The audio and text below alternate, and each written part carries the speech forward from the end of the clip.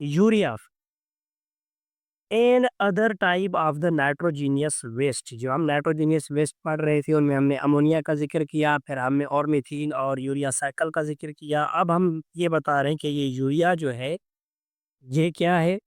हम इसे कह रहे हैं कि ये है एक नाइट्रो नाइट्रोजीनियस वेस्ट। ये नाइट्रोजीनियस वेस्ट है। बॉडी को ये मालिक्यूल नहीं चाहिए।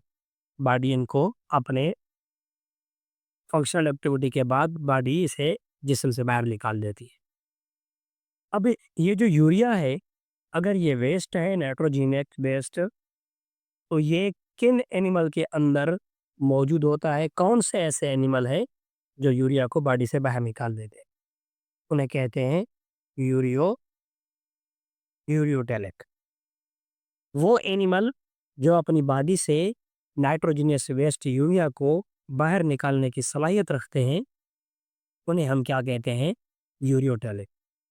तो यूरियोटेलिक में ज़्यादातर मोस्टली हम जिक्र करते हैं किसका? मैमल्स का।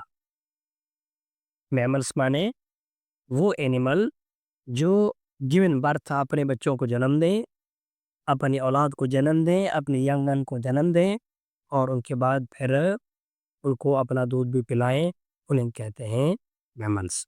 मेमोरी ग्लैंड वाले, और ज़्यादातर जो है मेमोरी ग्लैंड वाले यूरियोटेलिक है।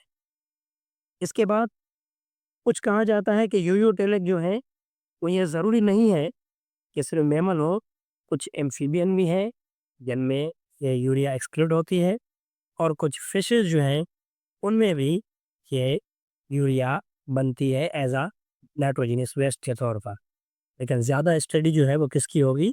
मैमल की, जिसमें इंक्लूड होता है, हम अपनी बात करते हैं कि इंसान अपनी बॉडी से ये नाइट्रोजनस वेस्ट बाहर निकालता है, उसे क्या कहते हैं? यूरिया।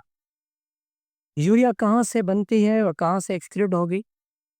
तो पहले हम बता चुके हैं, मैं आपको पहले बता चुका हूँ कि ऑर्निथिन साइकिल में यूरिया तैयार होती है और फिर किडनी के अंदर आती है, और किडनी बनाती है यूरिन, और इस यूरिन की मदद से ये यूरिया हमारी बॉडी से एक्सक्रीटेड आउट हो जाती है, बाहर चली जाती है।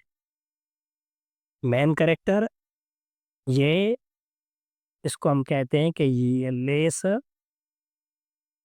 लेस सॉल्युबल इन वाटर, पानी के अंदर लेस सॉल्युबल होती है, और ये लेस टॉक्सिक भी होती है। लेस टॉक्सिक भी है और लेस सॉल्युबल इन वाटर भी है, या इसे लेस सॉल्युबल को पार्शियली सॉल्युबल इन वाटर भी कहते हैं। पानी के अंदर कम डिसॉल्व होती है, और ये अमोनिया की फेट में ये लेस टॉक्सिक है। अमोनिया 1 लाख टाइम ज़्यादा टॉक्सिक होती है, और ये 1 लाख टाइम ये अमोनिया के कंपैरिजन में लेस टॉक्सिक होती है। अगर कंपैरिजन दिया जाए तो urea is 1 lakh time toxic than urea, and urea is 1 lakh time less toxic than ammonia. इसके अलावा इस यूरिया को एक नेम दिया जाता है उनके कैरेक्टर के हवाले से, जिसे हम कहते हैं carb amide. Carb carb amide. ये कार्ब अमाइड क्या है? ये दूसरा नाम है यूरिया का। अब कार्ब अमाइड की मीनिंग क्या है? तो इसमें आप कहेंगे कि इनमें आप मीनिंग बनाते हैं नाइदर, ना तो ये एसिड है, ना ये बेसिक है। ना ये एसिड काउंट होगा और ना ये बेस काउंट होगा। इसके अलावा ये जो यूरिया है, ये अगर ऑर्निथीन के अलावा हम कहें कि ऑर्निथीन में से साइकिल से क्रॉस होगी तो ये अमोनिया से बनेगी।